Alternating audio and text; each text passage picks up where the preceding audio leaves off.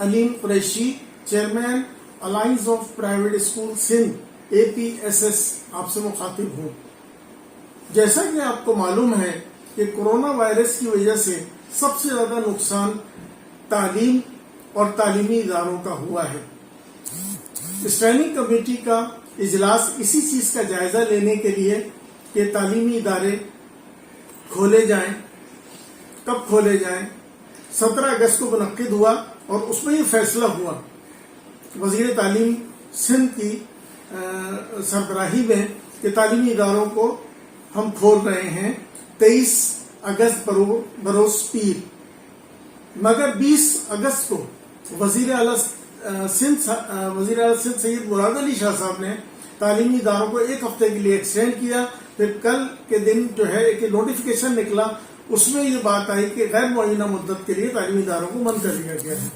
मैं alliance of private school Sindh के platform से तमाम स्कूल बिरादरी को, स्कूल मुंतजिमीन को और वालिदैन को ये बता देना चाहता हूं, इस बात का ऐलान करता हूं कि कल 23 अगस्त को बरोज पीर हम अपने तमाम तालीमी इदारे खोल देंगे।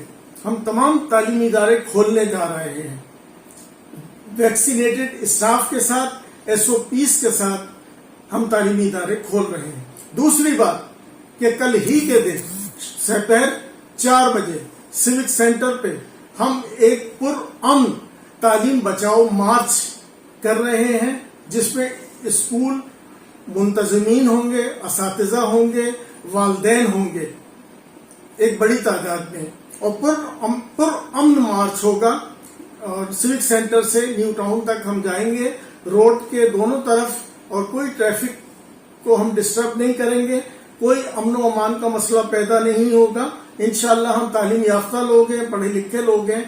तो मैं तमाम स्कूल बिरादरी से कहता हूं कि कल दोपहर 4 बजे 23 अगस्त को सिविक सेंटर पहुंचे और अपना एहतजाज रिकॉर्ड कराएं।